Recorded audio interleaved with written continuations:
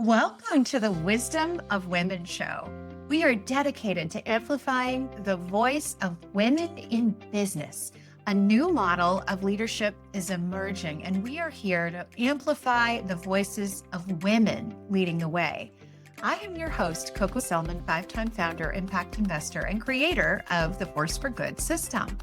Thank you for joining us today as we illuminate the path to unlocking opportunities and prosperity for women-led enterprises by amplifying the voice and wisdom of women. Today, we have a high-stakes trust builder in our midst. Sheila O'Sullivan is a powerhouse strategy, operations, and go-to-market leader who has scaled startups from vision to multi-million-dollar exits, known for her rare blend of systems thinking, data-driven decision-making, and human-centered leadership. She has built diverse, high-performing teams and guided them to create customer experiences that accelerate growth and deepen loyalty. A certified communication style coach, Sheila developed the Communications Comfort Zone Framework, a battle-tested approach that helps leaders break down barriers, win trust rapidly, and master high-stakes conversations. Her work spans building and optimizing multi-sided platforms, reducing friction in fast growth, acquisition-fueled environments, and championing women's advancement in Web3 and emerging tech.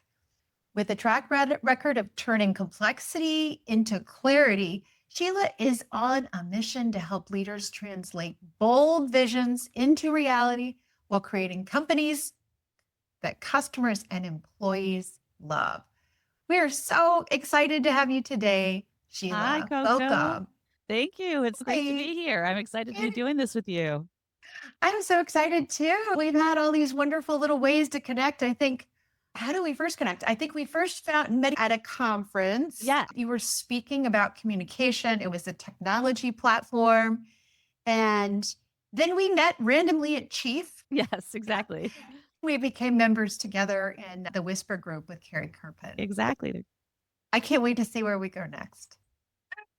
So, what is a book written by a woman that has significantly influenced your life? Okay, I'm going to take a little bit of a left turn with this. It was really more of a course and a book. It was a course on women in film noir that I took at Georgetown. One of the texts we read was by Anne Kaplan. The concept of this course and the book and the articles in this book talks about the deliberate choices that Hollywood made post World War II to create content that convinced women that they needed to leave the factories they'd been working in when the men were overseas and go back to home to their family lives.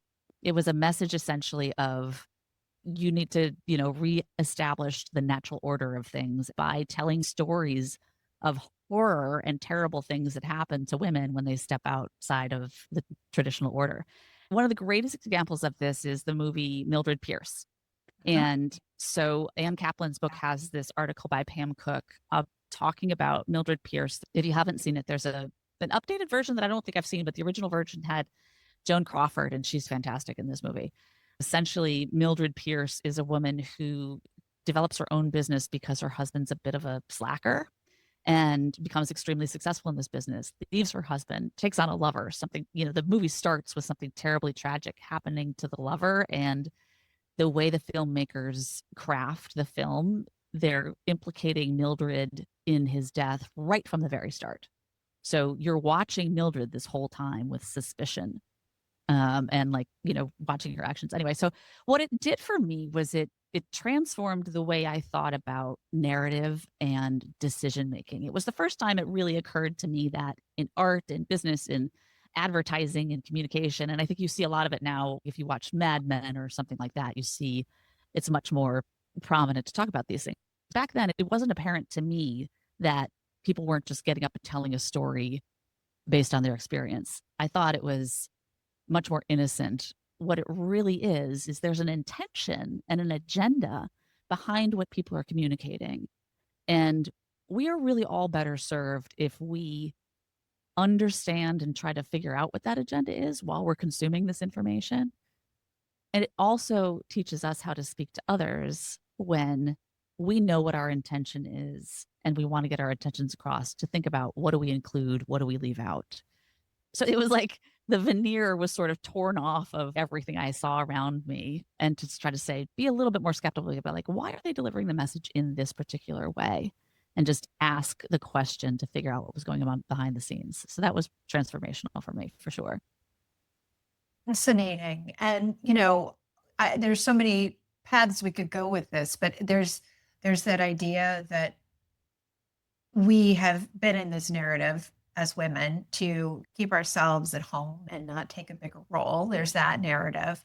But there's also the notion you work on with clients too around what creates good communication when you're working with a team, right? Even as you're saying that, I'm like, what's my intention right now? What's my motivation, right? Certainly, it's all these pieces. Say more about how it has impacted this notion of narrative and intention and manipulation, how it has helped you or held you back in your career. I think the way that it's helped me, I am sort of naturally a person who doesn't take things personally, sometimes to a fault. But it wasn't a skill I developed. It was literally just the way I kind of came out. I think that helps me because in most cases, I don't assume negative intention. I assume there's something else going on and it's got nothing to do with me. So I think that has helped me. I think it helped me in being in some pretty male dominated industries. I did not read things as gender coded for a very long time unless it really slapped me across the face that it was gender coded. And then I was like, oh boy, that's a shock. I think it helped me not second guess myself or give myself an additional handicap because I was a woman in these male environments. It may have been there and I just didn't notice it. And I think that ignorance helped me in a weird way. It just helped me kind of assume that I was being treated like everybody else, even if I wasn't. And then again, when I realized when it would cut through, it was because it was clearly like, okay, no, you're not supposed to be here. The intention was, you're not supposed to be here, and we're going to make sure that you understand that you're not really supposed to be here. Oh, Yeah. wow. I think about how all the different versions of that for women, for underrepresented people, for different socioeconomic class, people in in crossing boundaries, barriers, et cetera, and how all pervasive it can be, and how, there is being able to understand that a lot of this stuff isn't about me personally or you personally, right? It's what's in the narrative, it's what's in the context, and the power of seeing it helps you not be hurt by it as much. Exactly. One of my favorite jobs was on the trading desk at DLJ in high yield loans and distress loans. And I got that job because my first job out of college was at a law firm where the clients were doing this work. And I thought I wanted to be a lawyer and change the world for various reasons. But I made the very good decision of saying, I'm not going to go to law school without seeing what lawyers do in real life first. So I went to Very good. a very small firm that was a growing firm. It was a boutique law firm. The partners had left the big law firms in New York because they wanted to create a different version that was more human, more client services. They're fantastic guys. I just had a wonderful experience with them. But I learned I didn't want to be a lawyer. And so I went to go work for DLJ, which was one of our clients. My boss on the desk, the guy who ran the desk, was one of the most brilliant people I have ever run across in my life. I have so much admiration for him. He was literally creating new financial products, just a genius. And so he hired me to the desk. At the time, the trader on the desk was someone I knew socially because he was friends with my boyfriend. And when I got to the desk, this trader said to me, I didn't know that you were in this space. And I said, yes. And he said, oh, well, you realize you can't tell your boyfriend anything we do here. That was one of those moments where I was stunned. I had literally just been hired by a brilliant man who, didn't care what gender, what race. He just saw me as a smart person who could help him achieve his goals. And he was like, yeah. To then walk straight into another guy on the desk who was like, oh yeah, you're the little girlfriend of a friend of mine. So how should I take you seriously? And that was the message. And it was a great lesson in, some people are just never going to be won over. I knew ultimately that I wasn't going to be able to return after business school to that desk because that Mhm. trader was in line to be one of the senior people at that desk. And I think there's plenty of other spots Right. um, where I know they're not going to look at me the same way as he looks at Right. me. So I'm just not going to try to challenge that head on. Yeah. Sometimes it's better to look in places where you can just soar, especially early in a career, right? Yeah, You exactly. know, Especially like when what, there are yeah, real you're champions. There are Chapman's. Yes, absolutely.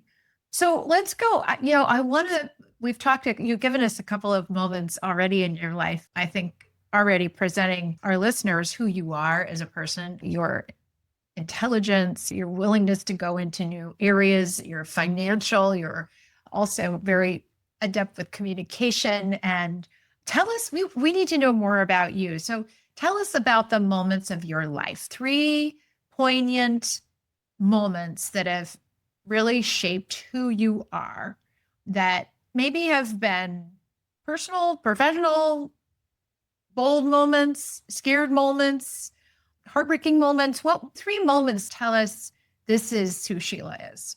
I grew up Catholic and ended up at Jesuit schools. I made the choice to go to them because they were the best education at the time. I was like, of course I'm going to go to Catholic school, so I'm going to end up at the best Jesuit education institutions I could. But it really was transformational in my thinking and going out in the world. The Jesuits do a phenomenal job of two things in particular in my mind: constant questioning and self-examination, and the benefit of that and not being afraid of that. They do that most famously in a religious context where they ask you to question your relationship with religion and God and everything and examine it really fully, but they do it also intellectually where they teach you to challenge concepts and think critically.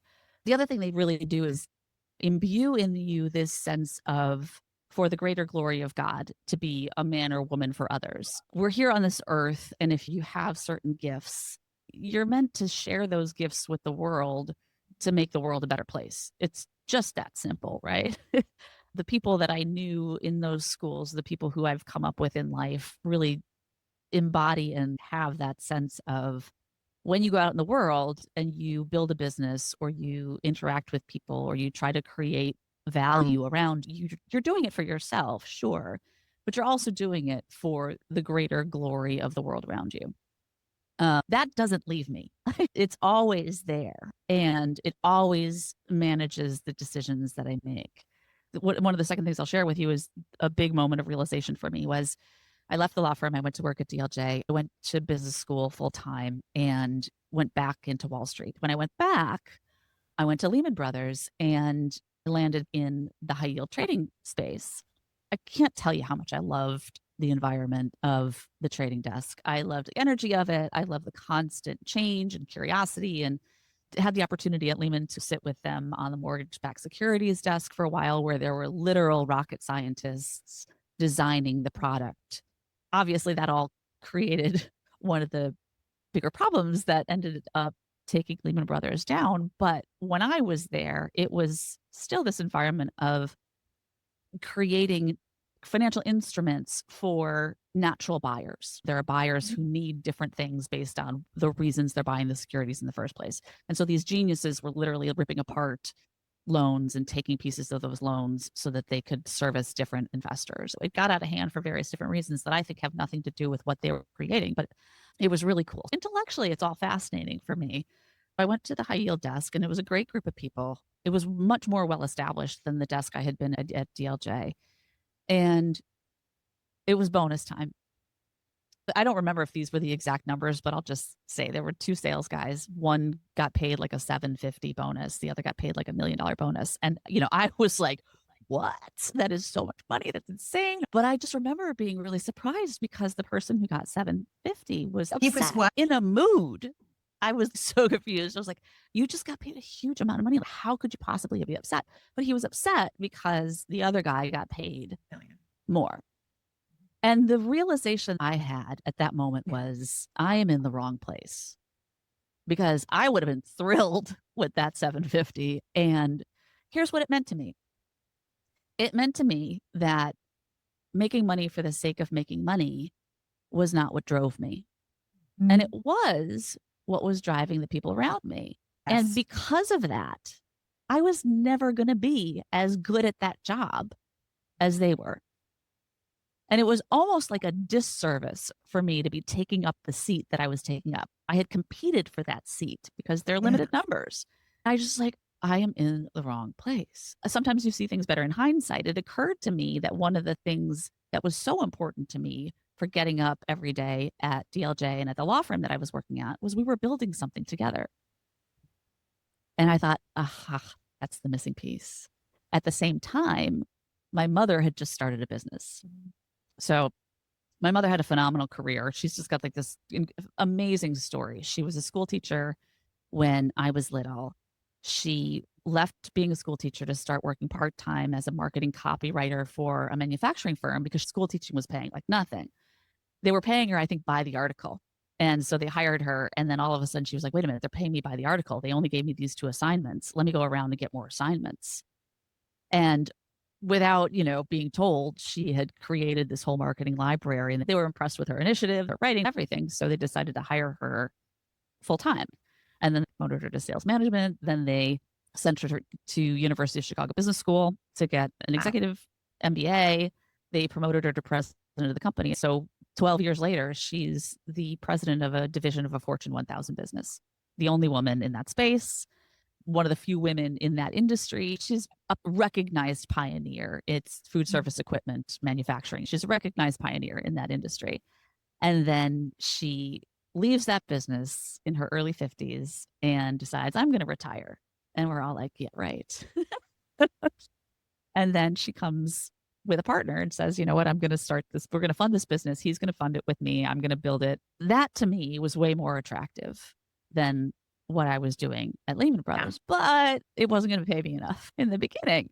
She was approached by a team out of Silicon Valley who said, we like this concept that you've built, but we think you should have an e-commerce component and we think we should raise venture capital. I said to her, that is something I want to be part of with you for sure. She said, you're coming to the investor meeting with me. I said, sounds great. We go to the investor meeting. It's the principal lead for the VC round they were looking to raise. She was on the way up saying, I don't know what to tell these guys. I don't know anything about finance. I'm a salesperson, a marketing person. I've built my business through networking and I don't know what to talk to these VC guys about. And she's like, I'm glad you're with me because you have the finance language. And I said, sure, that's fine. Well, we sat down and they said, tell us your story about why you're building this business. So we're sitting across this big boardroom table and we're on one side and on the other side of the table, it's the principal, the associate, and the partner. First, the associate was like this, and then he leaned forward and put his elbows on the table. Then the principal, who had been like this, across the, and then the partner uncrossed his arms and leaned forward on the table. I was like, we've got this money. And we did. And there are a lot of things that happened after that, but those were some pretty big moments. Wow. I love these 3 choices that you just shared with us, these 3 moments. It makes sense like going to a Jesuit school to not only have a good education, but be really grounded in being of service to the world and sharing your glory with the world. I think that's profound. This whole conversation about being in finance and realizing my husband's in the finance world and he's, they are truly, many of them, in the business to make money, and that is it. And it is a different motivation, certainly for me. I love to make money, but it doesn't light my heart up. Like that is an endpoint. It's in service of, so I can do more cool things and create more opportunities. You know what I mean? So I love that. And then you have this mother. Yes. Holy cow. So she got the money. And then at some point you got involved with the business. Yes, right after that. Sadly, it really wasn't even that long. I can't remember what the period of time was. The tech bubble burst. We hired a whole team of really bright developers and like implementation teams, technology implementation, and launched this product and literally couldn't give it away to the customers. They just were not ready for it. The business was a group purchasing organization. We negotiate contracts with suppliers with financial incentives or better terms. In many cases, it was tiered rebates because we were doing this on custom goods and components for manufacturers that aren't part of a list price catalog or something like that. And you create this group of buyers who then takes advantage of those incentives. And the more volume you drive from those buyers to the suppliers, the more the suppliers benefit, the more the buyers benefit. And it's this great little cycle of creating this group through these transactions. And the group purchasing organization gets paid a transaction fee, like a marketing fee or an administrative fee from the suppliers. That's essentially for better customer acquisition, faster acquisition, and better retention. So that's the concept. That's the model. And so it's this really great platform objectively from the outside. When you look at it, the technology will make everybody operate more efficiently. Well, Coco, the firm that bought us in 2017 that I worked for until 2021 finally launched a successful e-commerce marketplace for a GPO in this space. 24 years later, customers are finally ready for it. In theory, it was a great idea, but it was not the top of mind agenda for what our customers are trying to do with their business. They were competing with China. They were competing with overseas manufacturers who were either selling goods at a lower price or in some cases stealing their IP. They were dealing with material price disruptions, and everything they were dealing with strategically had nothing to do with technology and efficiency. So how did you stay alive, first of all? How did the business continue to function? And how did you get to a successful exit? So we had to that situation. Yeah. We had to lay off this really big group of talented developers and implementers because it wasn't work for them. I think we were fortunate in some way in that the VCs we raised money from were very focused on technology firms developing new products. We didn't need the technology to do the GPO business. There have been GPOs in healthcare and other spaces for decades, and these businesses have run really well without the need for any kind of technology piece. So we didn't need it to make money.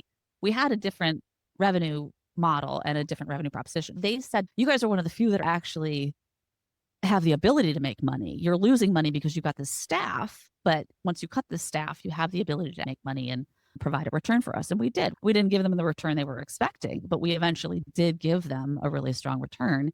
In 2008, we bought the firm back from the VCs. We raised money from a group of investors and the management team, and it was profitable. It was profitable at that point for many years. We remained profitable through losing our biggest customer. We remained profitable through the Great Recession. It wasn't great, but we remained profitable. Part of the reason we remained profitable was that we retained a small group of developers from that original team who took the platform they were building, basically like document transactions and managing payments. It was a payment management system. They applied it to our own internal business operations and allowed us to remain really efficient and not have to add a lot of headcount as we were adding lots and lots of customers. We essentially just doubled down on our real base value proposition. Just do that and don't worry about doing anything else for many, many years. Let's do everything we could possibly do to make our buyers connect with our suppliers and get them to do business together. Our whole entire focus was around anything that we could do to make that process happen without friction, to make it happen more frequently, to add the right buyers and sellers, which is one of the geniuses of a GPO model, is you can grow just in many different ways. So we focused solely on that for a very, very long time and did nothing outside of the scope of our core business. And that's how we ended up being an attractive target for a strategic buyer eventually. See, that to me is such an illustration of what makes a great entrepreneur. You keep figuring it out. Yes. And a lot of times things don't go the way you expect. You think, okay, I got VC money. The next thing is we're going to grow and then we're going to exit. And that's not what happened. In fact, you bought them back and there was probably a lot of heartache and pain and struggle during that, right? And that's the truth. Eventually you get to your exit, your big exit. I just feel like in my own experience, that's the story people want to hear, is that you exited. But really the story is everything that you had to grow through. Exactly. to get there. Exactly. What kept you in all that time? What kept you going in this business, in this challenging environment? Why didn't you give up, leave? What kept you? It was a lot of different things. We had a really great customer base. They loved us. And the reason I know they loved us is two things would happen. They would come to us constantly with recommendations for people they wanted us to meet. By far, our best way of growing was referrals from existing customers. We would have, someone we worked with leave and go to another firm, and the first thing they would want to do is come back and join our group. So we did really well in that respect. We pleased the heck out of our customers. It ties back to Louise's experience as a teacher. I'll get to that in a second. So we had great customers who really supported us and stood by us through a lot of tough times. We deliberately incorporated them into our business through advisory committees. They were member advisory committees and supplier advisory committees to help us. They were fantastic because if we had ideas about what we thought we should do, this was our testing ground. It would nip something in the bud really fast if they said, actually, no, there's no interest for us. And that, yeah. Exactly. Right. But what it did for them, especially on the buyer side, was it was made up of purchasing managers and procurement managers at mid-sized manufacturers who do not have a lot of opportunity, or at least at the time didn't have a lot of opportunity to network with their peers, to get out and be in the spotlight, to be thanked for what they do. It was not a glamorous role. And what we did was give them a space to have their voices heard by someone outside their business, have their voices heard by their peers through these committees. We had 2 conferences every year where we brought our buyers and sellers together and gave them opportunities to educate on something that they were working on in their business that they wanted to share with their peers. We also gave them, this is where it goes back to Louise's teaching experience. We also gave them awards every year. I tend to lead with my head, and I think Louise is way more intuitive than I am. And intuitively, she just had a sense of why this works. But I had to see it to understand why it worked. We had a customer survey done, and I do want to make sure I tell the greatest story. This is another reason why I stated it from that customer survey. But before I tell that story, we did a customer survey, and the outside firm we worked with made distinctions between what people state motivates them and what we can understand motivates them through the different ways that they were asking the question. So when they asked specifically about those awards, everyone stated that they don't matter. But when we looked at what really does motivate them, that recognition did matter. That's something that Louise, I think, knew from being a school teacher, is that positive reinforcement and that recognition in public and all of those things encourage the behavior you really want to see in a group. I think we had a really loyal set of customers based on that. But one of the other reasons was we also had a fabulous team. Hiring for a small business that is not in a sexy environment, we didn't have great pay, but we weren't paying poor wages, but we really tried to make it a place that we offered a ton of professional development opportunities. We brought in a lot of professional development opportunities, but we also tried to have as much fun as possible. We used to dress up in costume at the conferences. We would have skits and games, and we did a lot of fun things just as a business. But everybody we hired, I think we just naturally kind of screened for people who have a good sense of humor and laugh easily, so that when you're going through the tough times, somebody can crack some kind of gallows humor joke and everybody can laugh at it, because that's going to be the way you process and you deal. We really had a team that worked like that. One of the greatest memories of that whole experience was during this customer value survey. One of the questions was meant to discern, what did prime advantage mean to you? I think we had this idealistic choice at the top that was, if they're a strategic partner that I don't want to, make any decisions without. That was like a 7, right? And then 1 was, I don't think of them as a partner at all. So there was a spectrum in between. We had one person who answered the survey somewhere in the middle. We had provided a text box for further explanation for them to freeform their answer. We had it up on the screen in the conference room as our guys who did the survey were reviewing the information with us. The answer in the free text was, prime advantage is like a spare tire. They're there when you need them, but most of the time they're just along for the ride. We all died laughing instantly. It was humbling. It was not what we wanted to hear. it was outright hilarious that somebody put it that way. It was just and of course, the joke is like, well, there's our new tagline. And I mean, we just immediately went into the permutations of like, where could we actually take advantage of this? Those moments. Like We're just a spare tire for you, right? You are going to add that to your market and make that your tagline. Our new logo is a spare tire. Like, I mean, just like, how do we just riff on like how funny this was?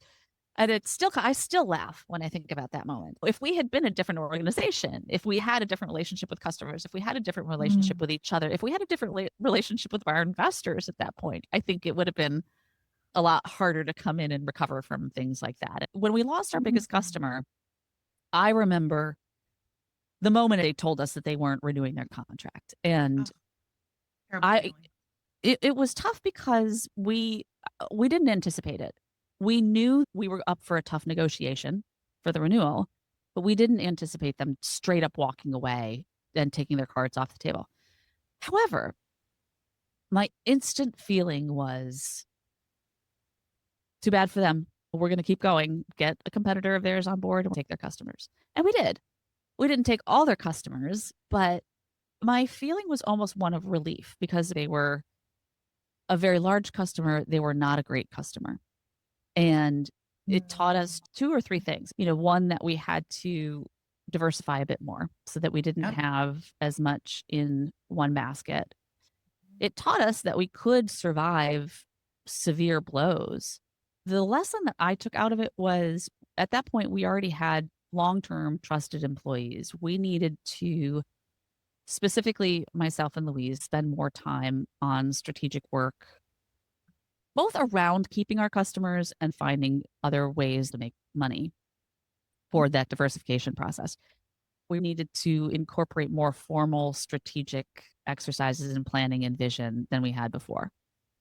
And the whole reason for doing that was give everyone, a guiding North Star objective, help them understand how their daily roles connect to the value that we bring to customers. We had done this giant survey of our customers that we called our customer value survey. So we could see how they get value and how we were delivering it. They could say, all right, these 5 things I'm doing every day, I see how they correlate to customer value. We gave them the freedom to come to us and say, all right, I'm going to make these 5 things my North Star. That's going to be what I spend my time on every day. And when questions come up about how to make decisions with customers, with coworkers, with my daily work, I'm going to make those decisions without having to run to someone on the management team because I now know within this framework and this parameter that this is where we're going. And so it allowed us to give them more ability to drive revenue on their own without involving us in everything, which was a process. I mean, it was not something that happened overnight. Goal setting is an art and a science. Some people embrace it immediately. Other people need more help on it. It was a several-year process for us to get that going. But the benefit of it was by the time that we were ending up selling, we really had a solid team rowing all in the same direction. Yeah, I know. In my experience, this is one of those indicators that separates the girls from the women when it comes to building businesses. That belief that everybody just needs to do their job, whatever that is. They don't need to know everything, but companies that get clear and reiterate what those big ideals are and then translate it into measurable specific goals and then KPIs, like that is so simple. And yet it really does create a business that can run and be sold. Exactly. You can't do that. If you don't have that, your business has to have you. Right, exactly. Louise was the very visible founder of our business. Early in her career, a man who was a champion for her, who told her, get visible. That was his advice to her. And she, like a very good soldier back then, took that and ran with it. And she understood that visibility is very important. But by the time she was running Prime Advantage as the CEO, she recognized that visibility could be a crutch. And she had to spend this time very clearly empowering this really fantastic team that we had developed over the years to be able to be seen as the business decision makers as equally as her. so that it Oh, could continue on past whatever yeah. she decided her future was going to be. Yeah. Give people the reins and let them make mistakes. It doesn't happen overnight, as you were saying. Yes, But exactly. so I want to pivot now because I could talk to you all day about your founder story, exit story, how you scaled, how you. I'm dying to know how you bought back from venture. I can't, there's like so many different ways that we could unpack all of this, but I really want to move to what you're doing now because here you are, this finance person, MBA person, trader desk person who shifts from there and helps build a whole empire with your logistical empire technology. And you've said before that you're very analytical, and I know that you are. And you have managed to move yourself into a place of communication. So help us understand what you're doing now and why you've chosen to go into communication and comfort zones. Tell us about this framework and what you're doing today and why. Absolutely. I learned this framework because I needed to learn this framework. Yes. I We teach what we need to learn, right? absolutely. So I think I'm a relatively decent communicator, but it was very clear to me that Right. the way I was communicating with some people, it worked all the time. And with other people, it worked only part of the time. And I knew it wasn't them. Like, this was the thing that was bothering me about it. Like, I knew it wasn't them because they weren't incompetent or unmotivated. I will share a framework that I learned. Frameworks, because I'm analytical, frameworks just really help me understand the world a lot better. I'm pretty good about not being so black and white or literal about them. I use them as a tool, not a weapon. And I strongly enforce as I'm teaching these tools, they are tools, not weapons. And we don't put people in boxes and force them to stay there. We hired consultants to help our team on consultative selling. And they introduced two frameworks that hit me between the eyeballs, like, oh, okay, now I get it.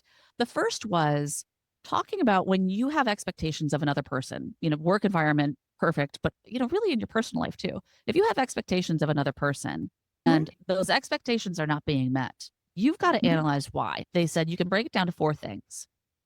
It's either the expectation wasn't communicated or agreed upon, right? So it's a communication issue. It's an organizational issue, meaning there's something in your organization that's preventing them from completing the task as you expected. It's a skill issue. So they don't have the skills to get it done, or it's a motivation issue. They don't want to do it. A motivation issue is your biggest problem because that is really hard to change. If you're a manager or a leader, that's your responsibility. You've got to not only train them in the skills, but make sure they actually did it. You have to stick around long enough. And in startups and in businesses that are growing, one of the faults we have is we're like, here, take it, go, do it. And instead of taking that extra time, go do it, and then show me what happened. Do that 3 more times, and then I'll be confident that you can do it on your own without me. The organizational issue, that's also your job as a leader to figure out if there are organizational issues. But the communication piece, that's where I was like, okay, this is a little thicker, right? Because I thought I was communicating the expectations very clearly. So why in the world is this still? I could tell it wasn't skills. I could tell it wasn't motivation. I could tell it wasn't organizational.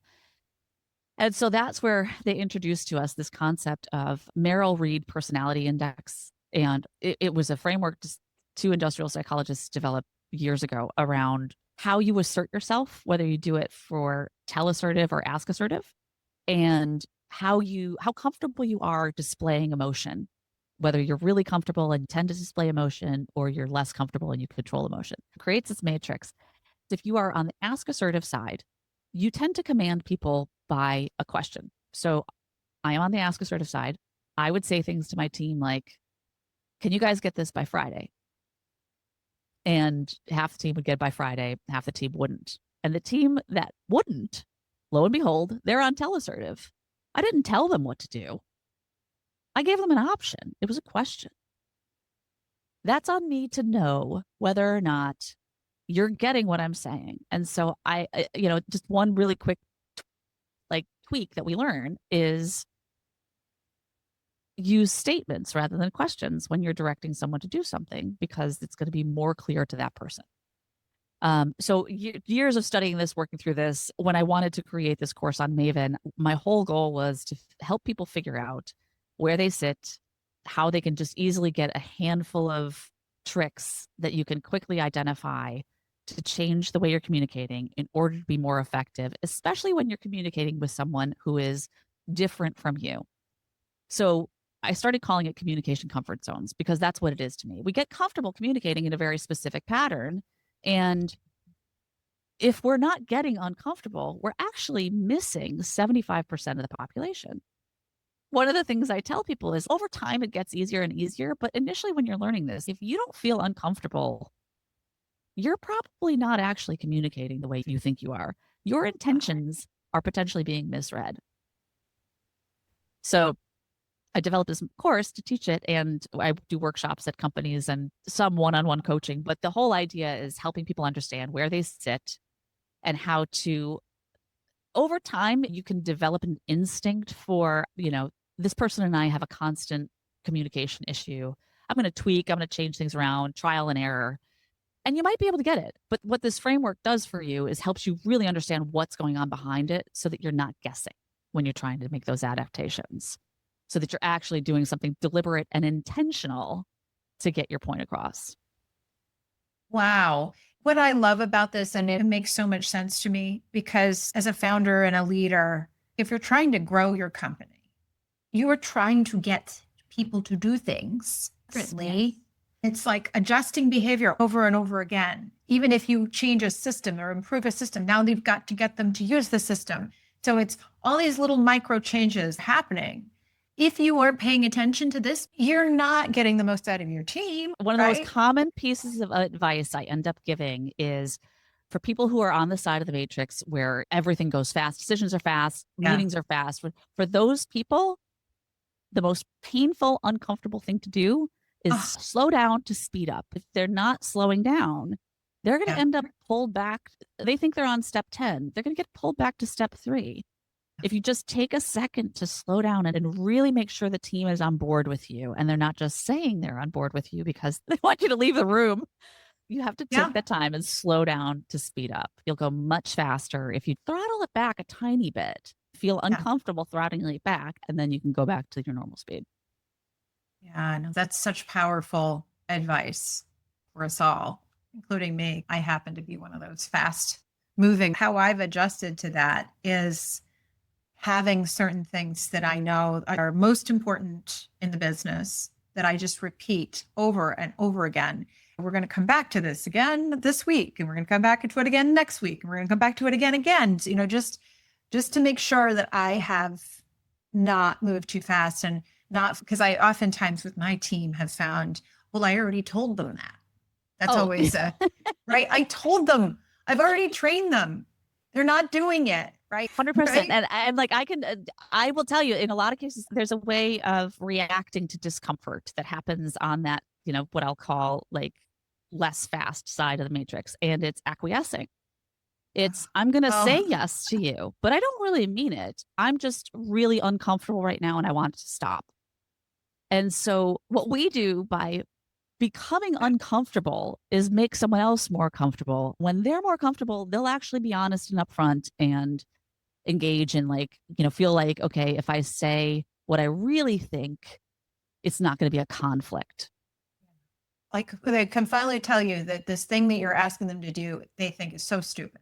Right. Exactly. Yeah. And there's a good reason why they think it's stupid. And, there might be an aha moment in this. Right. Yeah, exactly. Or it's going to inconvenience somebody who they don't want to inconvenience. Like it's not going to be good for a customer or one of their team members. And they're afraid to say something about it.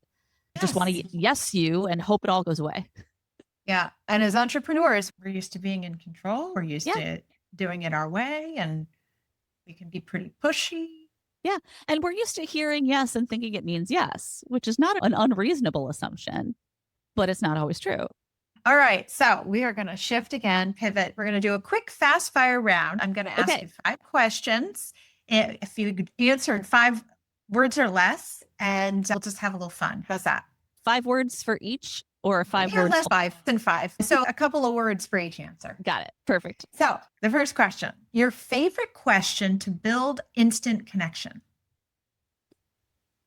I'm going to come back to that because I know I have one, Okay, we'll come back. but it is not coming. All right. So, dream dinner guest, living or dead? Wow. Okay. Dream dinner guest living. Oh my God. Probably Alfred Hitchcock. I'm going to go with that. What's harder, winning trust or keeping it?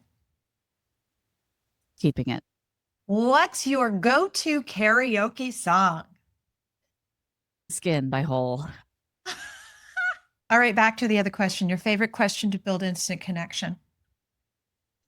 I typically do it in the middle of conversation, and it's something along the lines of, tell me more about how you decided to go there. I like to hear people's decision processes.